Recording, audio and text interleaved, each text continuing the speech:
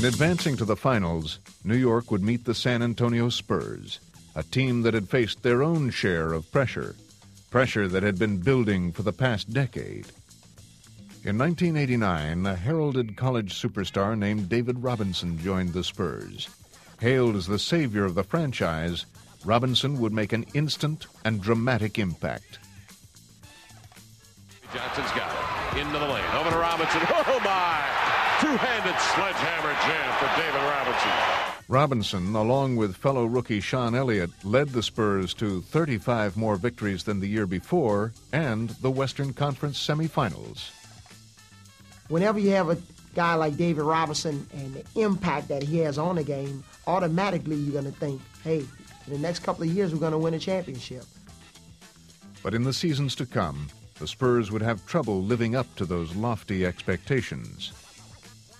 For San Antonio, it has to be the ultimate letdown again. This is a team that has really underachieved when it's gotten the postseason. You know, people just thought it was going to be a natural progression for us to go ahead and win this thing. And I think maybe that talk started too early, put a lot of pressure on us. Year after year, Elliott, Robinson, and Avery Johnson would see impressive regular seasons washed away by playoff failures. Robinson is saying, what must I do? It was always David's fault, or David didn't compete, or David was soft. In reality, all it meant was that the team wasn't good enough. In 1997, with Robinson injured, the Spurs hit rock bottom, winning just 20 games.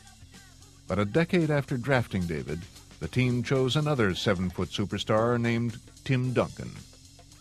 And as they blended their talents, the two big men would lead a San Antonio resurgence.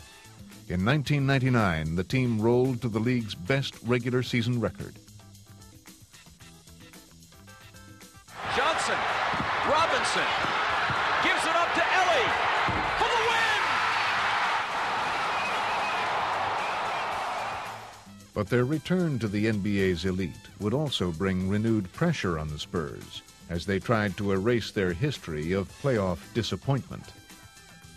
Just having the best record of the regular season, that doesn't mean anything. You know, it just means that, you know, you've played pretty well up to that point, but you still got to prove yourself in a whole different pressure situation. And they would be tested right away as the young Minnesota Timberwolves rose up to defeat the Spurs in San Antonio, tying their first-round series at 1. I think that there was a little bit of nervousness there, like, what are we doing here? Are we doing this thing again? But this Spurs team showed signs they just might be different, beating the Wolves in 4 games and then sweeping the Lakers. In the Western Conference Finals, they would meet the Portland Trail Blazers, who had the league's best home record. The Blazers wanted a split in San Antonio, and with an 18-point lead in Game 2, they seemed well on their way to achieving it. Now to Kersey off the dive. He's smothered by Walt Williams. If this was a different Spurs team, now would be the perfect time to show it. And they began to claw their way back. Sean Elliott with daylight. And knows what to do with it. A 17-2 run by the Spurs. This team is so resilient down the stretch, and we just never give up. You know, we feel when the game is close, the last 3 minutes of the game, we feel we're going to win every game. San Antonio still trailed by 2 points in the game's closing seconds. Sean Elliott had seen too many playoff games end in bitter defeats. Now he would try to write a new ending. Ellie will throw it in. Into Sean Elliott. He fires the 3.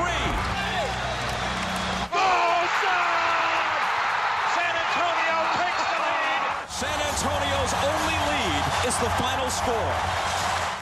I'm pretty sure that they thought they had this game in the bag. So for us to be able to come back and win, it's got to break their back a little bit. And it did just that. Portland never recovered as the Spurs completed their second straight sweep. Feels good, but, you know, still more out.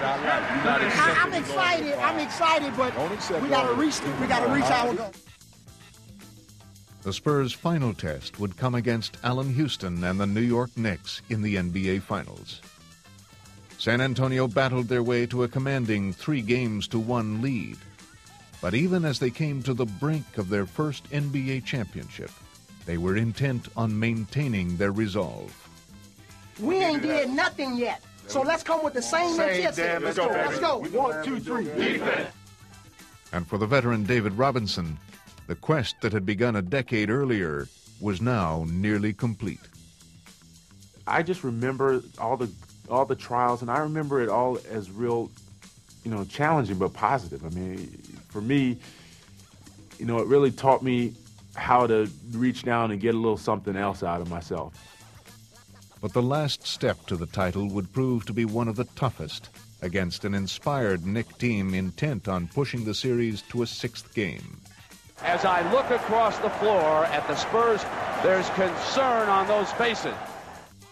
With the Spurs confronting yet another challenge, their young superstar Tim Duncan would take over, hitting shot after tough shot. But New York still held a late 1-point lead. Now, who else besides Duncan will stand up for the Spurs? The championship awaits. Every one of our guys has taken a lot of, criticism as far as, Avery, they say, oh, you never win with that point guard. Sean, they say stuff about him. Me, they say stuff about me. So it's one of those situations where Avery and Sean and I can kind of sit there and look at each other, and we have that bond. Now, in the final minute of Game 5, San Antonio would have the ball and an opportunity to silence their critics once and for all. Here comes Avery Johnson. A title's at stake. Spurs are closing in. They want Duncan. Got it on the entry pass. Double team. Elliott on top. Elliott bluffs, drives, kicks. Avery Johnson for the lead. Yes! Avery Johnson drills it from the baseline, and the Spurs have regained the lead. The Knicks had one last chance, but the Spurs had come too far to let the championship slip from their grasp. The San Antonio Spurs win their first ever NBA championship. Failure is not always failure. Failure can be success. Failure can prepare you for success. It's all about the team. The team needed me to hit that shot, and they were depending on me. The real satisfaction I get out of this is watching David and Sean and Avery smile and enjoy after having been together so many years and things finally work out for them.